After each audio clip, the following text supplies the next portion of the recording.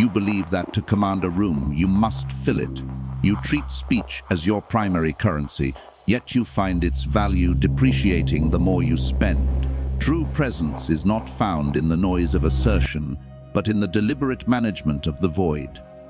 When you refuse to speak, you force others to negotiate with their own uncertainty. As Machiavelli observed, the internal order required to maintain restraint often contradicts the impulse to act. Yet clarity is only found when the urge to influence is sacrificed for the discipline of observation.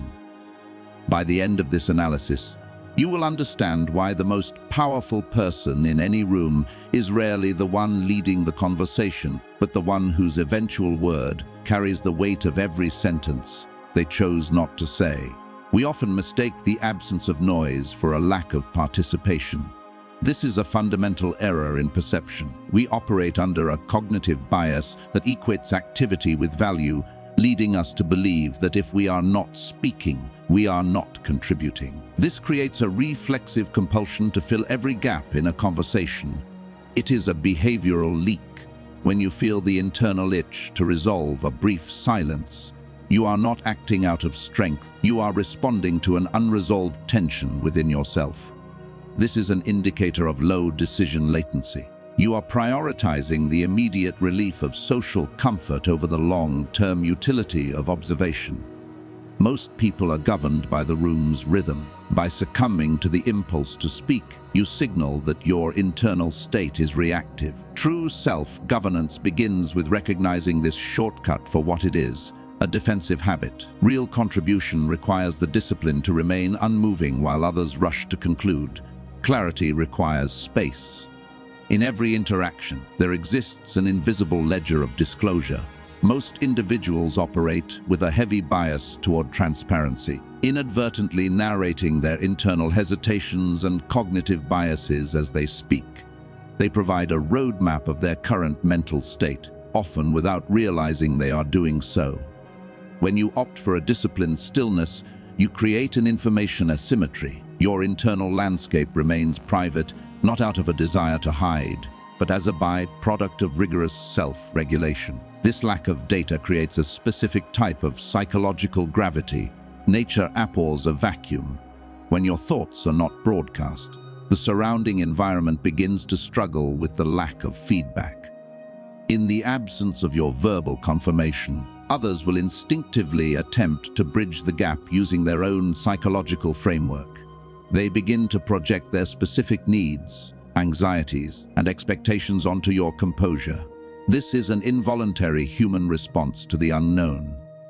You are not actively doing anything to them. Rather, their own minds are working to categorize your presence according to their personal history. This is the essence of internal opacity. By maintaining this boundary, you allow the room to reveal its own structure. While others are busy reconciling their discomfort with your lack of noise, you are granted a window of pure observation. You are seeing the unfiltered motivations of those around you as they attempt to interpret your silence. It is a moment of profound analytical advantage. You aren't seeking to mislead, but rather refusing to be pulled into the common current of impulsive disclosure. The leverage here is entirely internal. The weight that others feel is merely the reflection of their own restlessness. Because you are not offering a target for their projections, they must eventually confront their own assumptions. You remain a stable point in a shifting field of verbal output. This disciplined withholding ensures that when you finally choose to contribute, your input is based on an objective assessment of the data revealed, rather than a panicked reaction to the social atmosphere. You are operating from a position of evaluated clarity. It is a shift from participating in the noise to understanding the mechanics behind it. Consider the mechanism of social projection as a fundamental psychological law. When you choose to step back from the verbal stream, you are not merely withdrawing. You are introducing a neutral surface into an environment accustomed to constant friction. Most people lack the cognitive endurance to sit with an uninterpreted silence. To resolve the discomfort of the unknown, the human mind instinctively fills the blank space with its own contents. It is a desperate search for context. In this state, the room ceases to see you as a distinct individual and begins to treat you as a canvas for their own unexamined narratives. They see what they are. If an individual is harboring insecurity, your stillness will be interpreted as judgment. If they are driven by a need for approval, they will read your lack of feedback as a subtle form of rejection. Conversely, those who possess internal order will often view your restraint as a sign of shared competence. You have done nothing to provoke these conclusions. You have simply provided the space for their internal architecture to become visible. This is the transition from participation to observation. In the heat of a typical exchange, our attention is consumed by the task of formulating a response. We are locked in a cycle of action and reaction, leaving no processing power available for high-level analysis. However, when you anchor yourself in silence, your cognitive resources are liberated. You are no longer managing your own performance. You are witnessing the involuntary self-disclosure of others.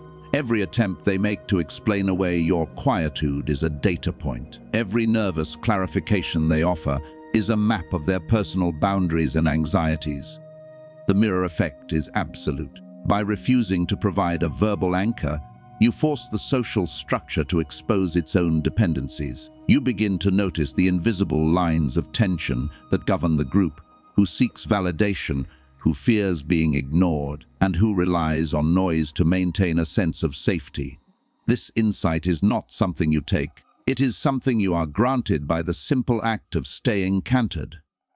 It is the beginning of true situational clarity. Most people spend their lives reacting to the shadows they cast on others, never realizing that the world they perceive is often just a reflection of their own internal state. By practicing this specific form of restraint, you separate yourself from that confusion. You become the one fixed point in an environment of shifting perceptions. This discipline allows you to see the room for what it actually is, rather than what it pretends to be. The focus remains entirely inward. Your silence is a tool for self-calibration.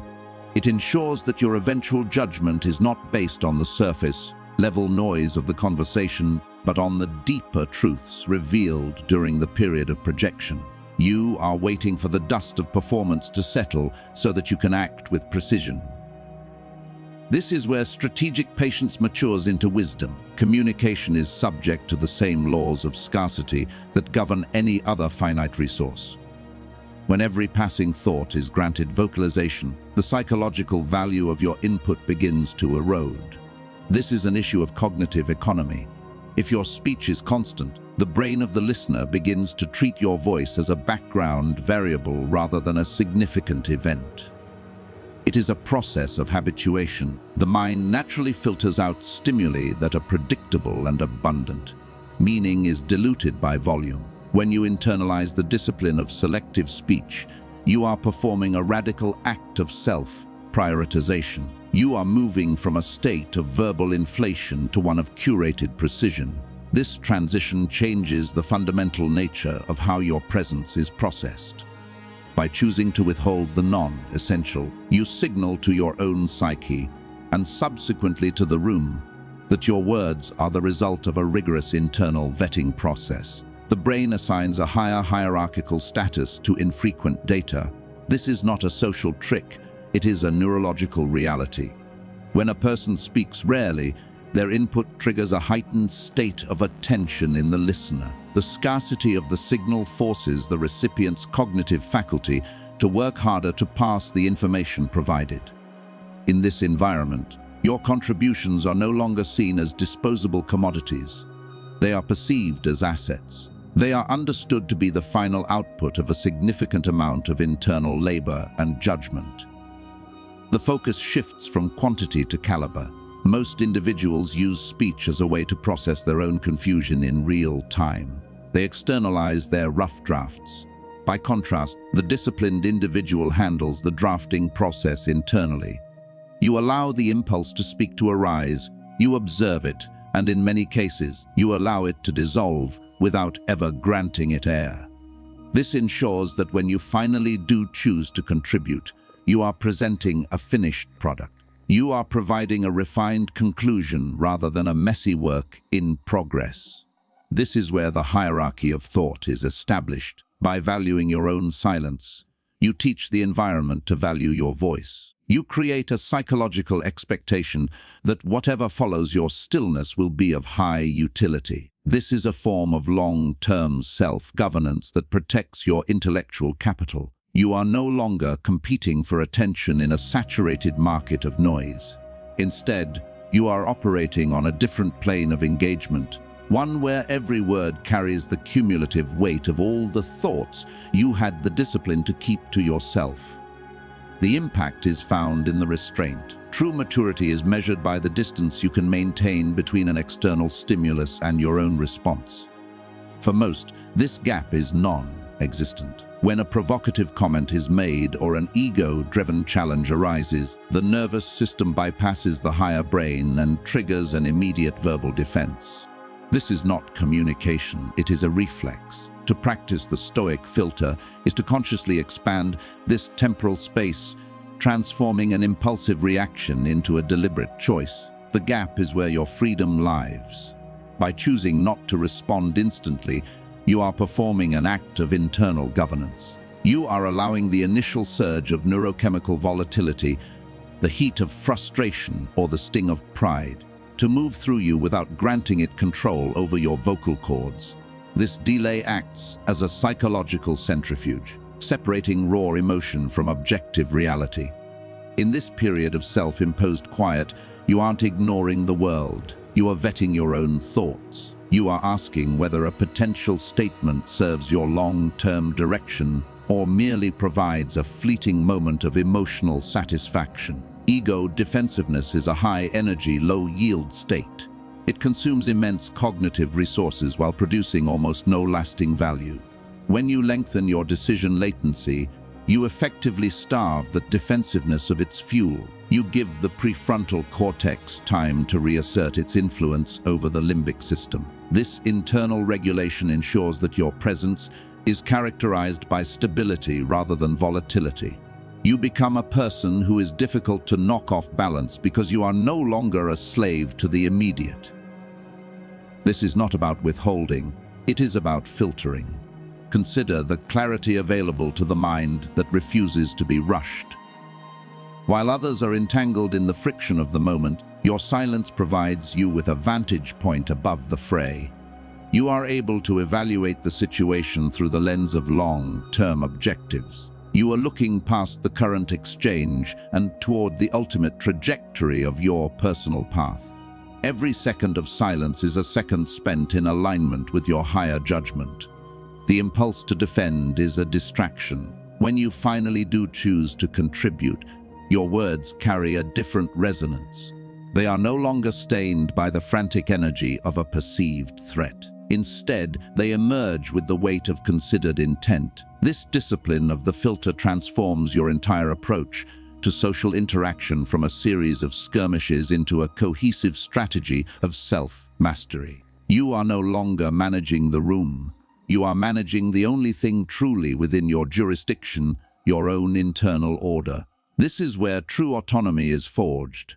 The human brain is fundamentally wired for completion. We operate through a biological necessity to find resolution in the patterns we encounter, a concept known in psychology as the Zeigarnik effect. In any social exchange, every statement made and every question posed creates a cognitive, open loop. These loops demand closure. When a dialogue flows predictably, these cycles open and shut with a rhythm that requires very little active processing. However, when you introduce a deliberate pause where a verbal resolution is expected, you disrupt this automated flow. You are essentially holding a cognitive circuit open. The mind cannot simply ignore an unfinished sequence. By withholding the reflexive yes, the polite chuckle, or the immediate counter-argument, you sustain a state of high-intensity cognitive engagement in the room. Because the loop remains unclosed, the attention of those around you is naturally funneled toward the source of the missing data, which is your silence. This is not an act of withholding for the sake of frustration. It is a method of ensuring that the mental environment remains sharp and focused. When you refuse to provide an easy exit from the tension of an idea, you force a deeper level of consideration. Most interactions are a race toward comfortable conclusions. People speak to end the tension of thinking, but true analytical depth requires that we dwell in the uncomfortable space of the unresolved. By maintaining your composure during these gaps, you allow the group's collective focus to consolidate. The longer the loop remains open, the more psychological weight is assigned to the eventual closure. You are effectively calibrating the attention span of the room to match the gravity of the subject at hand. Attention is drawn to the point of highest resistance. When you finally choose to bridge the gap, your input does not enter a vacuum of passive hearing. It enters a space of active, heightened receptivity. Because the loop has been held open, your words act as the definitive anchor that provides the necessary resolution. The collective cognitive load is released at the moment of your choosing, which naturally aligns the group's focus with your articulated judgment. This is the difference between adding noise to a conversation and providing the structural support it requires. You are providing the missing piece of a puzzle. This discipline requires a high degree of internal stability. You must be comfortable being the focal point of unresolved tension without feeling the need to apologize for it or dissipate it prematurely. It is a test of your own patience. Most will rush to fill the silence because they cannot handle the weight of their own open loops. If you can master the urge to provide instant gratification, you gain the ability to direct the flow of a discussion through sheer presence. The resolution is only valuable if the tension was real. This approach ensures that your contributions are not merely heard, but integrated. You are moving from a participant who follows the conversation to a catalyst who defines its boundaries. By respecting the psychological need for closure, you ensure that your eventual synthesis carries the maximum possible impact. In moments of friction, the brain's survival circuitry triggers an immediate drive to counter. We feel a physiological surge that demands we validate a provocation with a defense, a correction, or an equal measure of intensity. This is the mechanism of emotional contagion. When you engage with an agitated signal by offering an agitated response, you are essentially providing the fuel required to sustain the conflict. You are accepting the pace dictated by the other person's dysregulation. Real autonomy is the refusal to mirror that energy. By choosing a non-response, you are not surrendering. You are exercising the ultimate form of self-governance. You are withholding the reaction that the provocateur's ego requires to anchor itself. In the absence of your pushback, the friction has nothing to catch on. The energy of the interaction is effectively neutralized because you have refused to grant it a target. You are essentially allowing the other person's volatility to exist in a vacuum until it exhausts its own momentum. This is a shift in decision latency. Most people mistake de-escalation for active appeasement or verbal negotiation. However, the most profound de-escalation is often silent. When you remain neutral, you force the environment to stabilize around your composure. You are asserting that your internal state is not for sale and cannot be rented by the temporary emotional outbursts of others. By maintaining a steady, unreactive presence, you communicate that you are operating on a different temporal scale. You are no longer running at their speed. This discipline requires you to observe your own rising heat without acting upon it. It is a process of internal cooling. While the other party may be attempting to pull you into a high-velocity exchange, your stillness acts as a psychological brake. You are dictating the rhythm of the room by refusing to be moved by it. This creates a powerful shift in the social dynamic. The person who remains the most stable sets the eventual baseline for the entire group. The focus remains on the integrity of your judgment. If you respond to a provocation, you have allowed the provocateur to define the terms of the engagement. You are now playing within their framework of conflict. But by opting for a calibrated non-response, you maintain the boundaries of your own mental environment. You are preserving your cognitive resources for higher level objectives rather than wasting them on defensive skirmishes that offer no long-term utility. This is the difference between being a participant in a cycle of reactivity and being an observer who manages their own energy with precision. Internal order is the only true leverage. When the friction finally dissipates, as it inevitably must when it finds no resistance, you are the only one left with a clear, uncompromised perspective. You have not said anything you must later retract. You have not surrendered your dignity to a momentary impulse. You have simply allowed the noise to pass through while you remained fundamentally unchanged. This is how you govern your personal direction in the face of external turbulence. Wisdom is often a matter of timing. While most individuals feel a pressing psychological urge to stake their claim early in a discussion, true intellectual maturity is found in the capacity to wait. This is the discipline of the late entrant. By choosing to hold your contribution until the dialogue has fully matured, you allow the entire landscape of the conversation to reveal itself. You aren't merely being quiet, you are actively aggregating data. Every argument made by others, every contradiction offered, and every emotional lean expressed serves as a piece of a larger puzzle that is being assembled in real time. The complete picture requires patience. Early speech is frequently a form of guesswork. When we commit to a position before hearing the full range of perspectives, we are gambling with our own clarity. We become psychologically tethered to our initial statements, creating a sunk cost bias that makes us less receptive to new information that might emerge later. By contrast, the individual who waits is free from the burden of premature commitment. You are granted the total view, the ability to see how every individual point of view intersects, conflicts, and overlaps. This is where synthesis replaces reaction. Consider the cognitive advantage of working with a finished set of variables. While others are busy defending their early assertions, you are performing a meta-analysis of the room's collective output. You are identifying the gaps in logic and the unaddressed tensions that the group has overlooked in their rush to be heard. This level of insight is only available to those who can master the impulse for immediate validation. It is a rigorous form of internal self-governance that prioritizes the integrity of the eventual conclusion over the social comfort of being part of the noise. Most people speak to participate. You speak to resolve. The late entrant understands that the value of an insight is often determined by its timing. If you offer a solution too early, it is just one of many competing voices. If you offer it after the group has exhausted its own cycles of trial and error, your words act as the definitive synthesis of the entire collective effort. You are not asserting power, you are providing the structural clarity that only becomes visible once the peripheral chatter has subsided. This requires a profound level of emotional stability to sit in the background while others take the stage, knowing that your silence is actually your most active phase of judgment.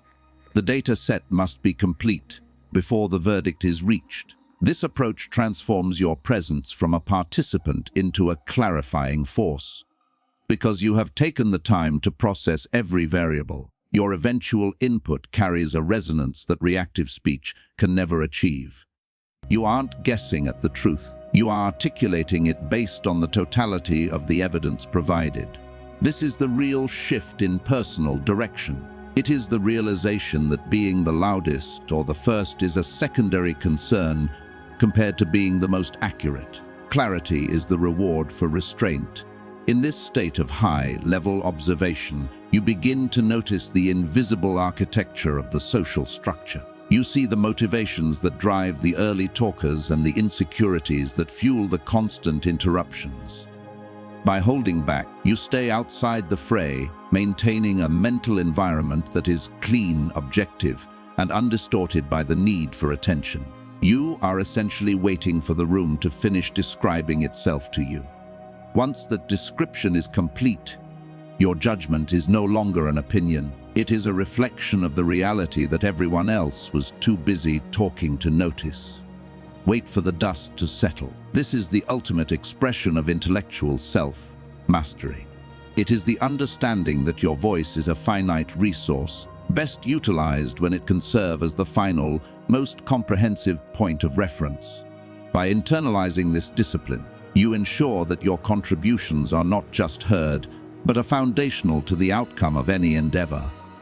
To be reactive is to be enslaved. When your words are a direct consequence of another person's behavior, you have effectively surrendered your autonomy. You are no longer the author of your own presence. You have become a secondary effect of someone else's cause. This is the hidden cost of the impulsive response.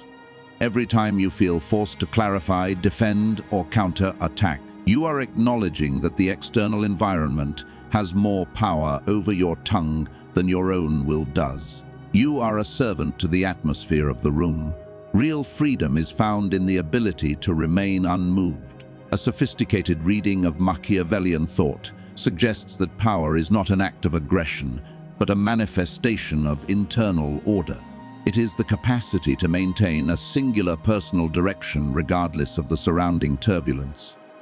When you apply this to silence, it ceases to be a social strategy and becomes a declaration of independence. You are signaling to your own subconscious that your internal state is not subject to negotiation. You are the sole governor of your output. Order is the antithesis of noise. Consider the physics of human interaction. Most social environments are characterized by disorganized energy, a constant, frantic exchange of half-formed ideas, emotional projections, and ego-driven validations. It is a state of perpetual entropy. In this landscape, a person who possesses genuine internal stability becomes a gravitational anomaly. You do not need to take authority or exert effort to be noticed. The sheer contrast between your canted stillness and the room's fragmentation creates a psychological vacuum. Nature seeks equilibrium. In the absence of a clear center, the attention of those around you will naturally migrate toward the most stable point in the environment. It is a move towards safety and structure. By refusing to participate in the scattered energy of the group, you become the fixed point around which that energy eventually settles. You are not imposing a will on others. You are simply refusing to be disorganized by them. The authority that people sense in your silence is actually just the recognition of your self-mastery. They are reacting to your lack of reaction. This is the ultimate realization: true control is never external. It is the result of a rigorous internal vetting process where every impulse is filtered through a long-term objective. When you master the urge to speak, you are practicing a form of high-level restraint that preserves your cognitive resources. You are waiting for the noise to exhaust itself so that the path forward becomes visible. This is where clarity replaces confusion. Most people fear silence because they cannot control what it reveals about them. They use speech as a veil to hide their own internal disorder. By choosing to step out from behind that veil, you demonstrate that there is nothing within you that requires the protection of noise. You are comfortable with the total view. You are at peace with the fact that your presence alone is a sufficient contribution. This is where the shift becomes permanent. When you move from a state of reactivity to a state of ordered judgment, the way you experience the world changes. You are no longer a participant in a series of social skirmishes. You are a navigator of your own life. Your silence is the shield that protects your clarity, and your speech, when it finally arrives, is the precise instrument of your intent. It is the difference between a ripple and deep water. The ripple is at the mercy of every wind that blows across the surface. It is visible, noisy, and transient. But the deep water is governed by its own internal currents. It remains calm even when the surface is in turmoil. It has the weight to hold its position. By cultivating this internal depth through the practice of restraint, you ensure that you are never again a victim of the moment. You are the architect of your own direction. Stability is the ultimate form of presence. The integration of your internal landscape with your external presence marks the final stage of this development. When you no longer feel the desperate need to adjust your frequency to match the room, you achieve a state of psychological congruence. Most individuals are variables. They fluctuate based on the temperature of the conversation or the expectations of their peers. By contrast, a mind that has mastered the art of deliberate silence becomes a constant. You are the same version of yourself in the gaps as you are in the dialogue. This is where true personal direction takes root. Consistency is the ultimate evidence of self-governance. When your restraint is a choice rather than a symptom of hesitation, you develop a form of unwavering judgment that is immune to social erosion. You are able to move through complex human landscapes with a sense of purpose that is entirely self-generated. You are no longer searching for cues on how to behave. You are operating from a foundation of pre-established values. The noise of the world eventually yields to the clarity of the disciplined. This level of internal stability provides a lens of absolute transparency. You see the world as it is, stripped of the distortions created by your own impulsivity. This is the reward for the work of silence, a life lived with intent rather than a life spent in reaction. It is a quiet, enduring strength that requires no external validation to sustain itself. If this analysis of internal order and strategic restraint resonates with your own path towards self-mastery, consider subscribing for more in-depth psychological explorations. Reflect on the next interaction where you feel the urge to fill the air and choose instead to observe the strength found in your own stillness.